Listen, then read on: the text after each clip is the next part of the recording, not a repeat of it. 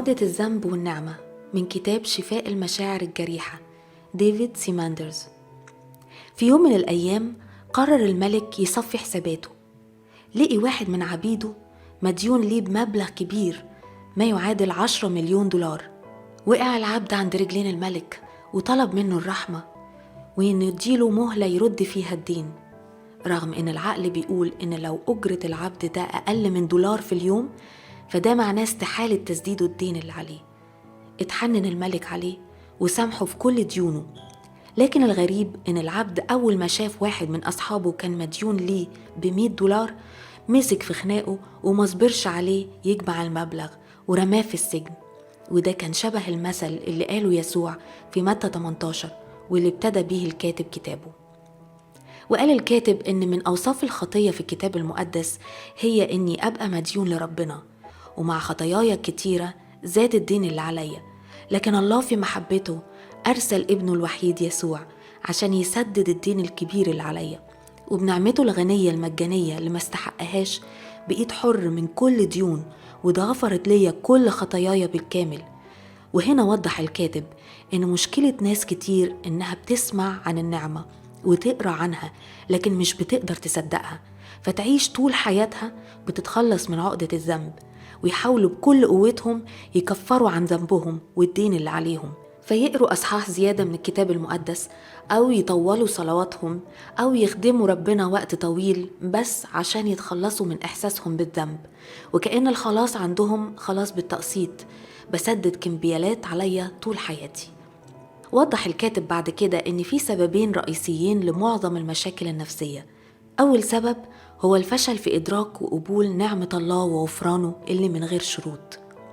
كتير مننا بيشبه العبد في مثل يسوع اللي ما فهمش إن سيده سامحه في كل ديونه، وإن رحمة سيده أكبر بكتير من طلبه أو خياله، وعاش وهو مش مصدق ولا قابل إن صك الدين اتقطع.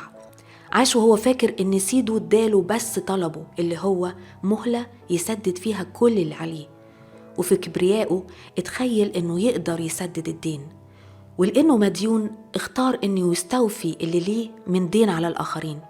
وده بالظبط زي اللي عاش مش قابل ولا مصدق غفران الله الكامل ليه، فعاش بعقدة ذنب وبيجتهد يوفي ديونه لربنا قسط ورا قسط، وكمان مش قادر يغفر لنفسه أو للآخرين. وده اللي بيوصلنا للسبب التاني لمعظم المشاكل النفسية.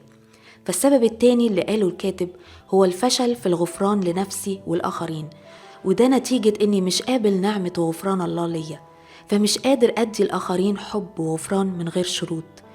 اللي مش بيتمتع بغفران الله ليه مش هيقدر يغفر لنفسه أو للي حواليه، وطبعا ده بيسبب انهيار في العلاقات. وعشان يوضح أكتر الكاتب حط أمثلة للديون اللي بندين بيها الآخرين، زي الآباء والأمهات اللي سببوا الأذى لينا في مرحلة النمو، إخواتنا اللي خذلونا وغزونا، خيانة صديق أو ترك حبيب، أو علاقة زوجية مليانة باللوم والغضب والخناق وعدم التفاهم. ولأنك عايش بعذاب ديونك اللي مش قادر تسددها لربنا، فبتعيش تستوفي ديونك من اللي غلطوا في حقك وتخليهم يدفعوا تمن اللي عليهم، ولأنك مش مستمتع بالنعمة فمش قادر تقدمها للآخرين. وفي الآخر حط الكاتب 3 اختبارات عشان تعرف هل انت عايش بالنعمة ومستمتع بغفران الله الكامل ليك وقادر تغفر للي حواليك، ولا عايش زي العبد بتسدد في ديونك وبتطلب دينك اللي على الآخرين. الاختبار الأول، هل بتحس بالغيظ والغضب من شخص ومش قادر تسامحه أبدا؟ ممكن يكون أب أو أم أو شريك حياة أو صديق أو مدرس أو حد أساء ليك جنسيا أو نفسيا في طفولتك. الاختبار التاني، هل دايما جواك لوم على الآخرين؟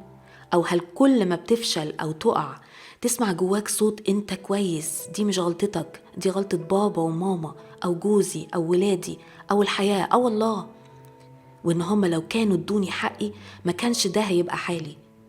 هل بتشيل مسؤولية غلطاتك ولا بترميها على الآخرين؟ وضح الكاتب إن أوقات كتير يكون غفراني للآخر وتحملي مسؤولية أخطائي بيكملوا بعض، بمعنى إن اعترافي بغلطي وإني أحمل مسؤولية الغلط ده بيساعدني أغفر للآخرين ومرميش اللوم عليهم. تالت اختبار قاله الكاتب، هل بتلاقي نفسك بتتصرف بطريقة غلط مع الشخص لمجرد إنه بيفكرك بشخص تاني؟ فتلاقي نفسك مش موافقة على طريقة تربية جوزك لأولادكم لأنه بيفكرك بباباكي اللي كان قاسي عليكي، أو بتعامل زميلك في العمل بغضب لأنه بيفكرك بشخص مش قادر تغفر له. إذا كانت إجاباتك بنعم على كل الاختبارات أو جزء منهم، يبقى أنت محتاج تاخد وقت قدام ربنا وتروح للصليب اللي فيه أخد يسوع كل ديونك وسددها بالكامل وقطع الكمبيالات. اطلب من ربنا يساعدك تقبل وتصدق وتعيش غفرانه الكامل ليك، تصدق إنك محبوب ومقبول من غير شروط على حساب النعمة.